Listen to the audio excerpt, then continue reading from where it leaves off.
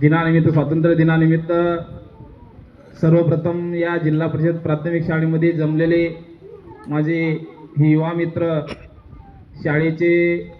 Headmaster Rathod sir आणि Joshi sir व तसे सर्वदे सर आणि आम्हाला लाभलेले आमच्या गावचे सरपंच सौ सुनीताताई आणि आमच्या मागील शाळेच्या जे काही शालेय व्यवस्थापन समितीचे माजी अध्यक्ष, उपाध्यक्ष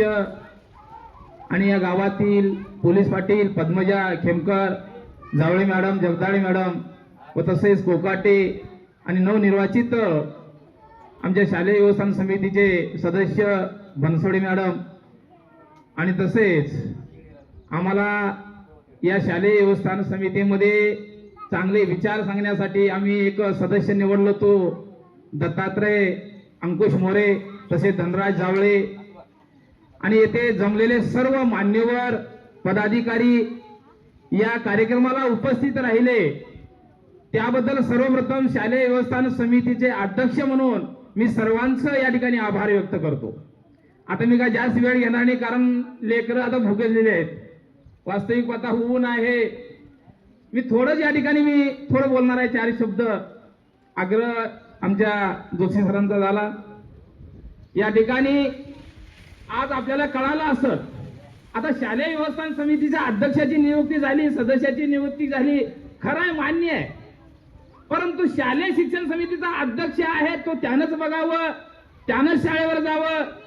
त्यानंच काहीतरी शाळेबद्दल काय करावं असं काही मनामध्ये आणू नका, ठेवू नका।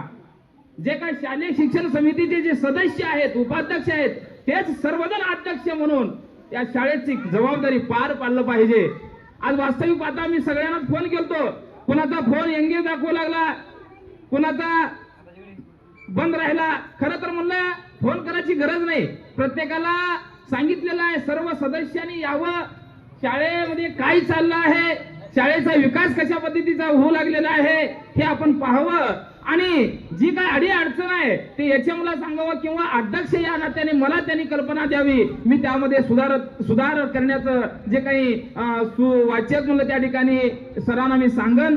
कारण आज तुम्ही पाहताय खरं तर आपल्या जिल्हा परिषद शाळेला अगदी हिरे म्हणलं तर वावं ठरणार नाही असे आपले एचएम राठोड सर या आपल्या ठिकाणी आपल्या भाग्याने मिळालेले आहेत, तसेच जोशी सर यांचे कौतुक करावं इतकं थोडं आहे। त्यानंतर आमचे सर्वदे सर सुद्धा अगदी अध्यापनाची वेळ त्या ठिकाणी देतात आणि आता आपण हे मला सांगायची गरज नाही, कारण आतापर्यंत जे विद्यार्थ्यांनी जे काही केलं, भाषण केलं, त्यांची बोलीभाषा, त्यांचं डेअरिंग, त्यांचं वक्तृत्व या ठिकाणी तुम्ही पाहिलंय, मग या पाहिल्यामुळे तुम्हाला कळणार आहे। कारण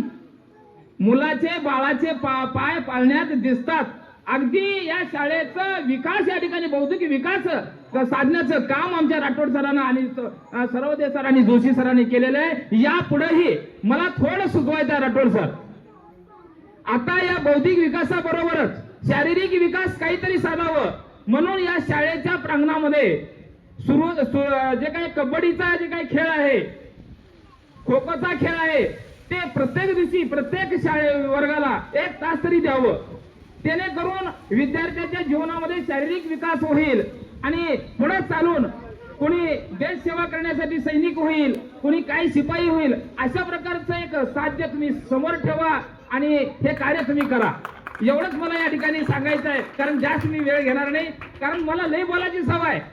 एका शब्दावर 2 दिवस बोलतो मला, परंतु ते आता बोलण्याची वेळ राहिलेली नाही। मी सर्वांचे पुनश्च या गावकऱ्यांचे, सर्व माता भगिनींचे मी पुनश्च आभार व्यक्त करतो आणि माझं मी छोटंसं भाषण संपवतो। जय हिंद, जय महाराष्ट्र, जय भारत।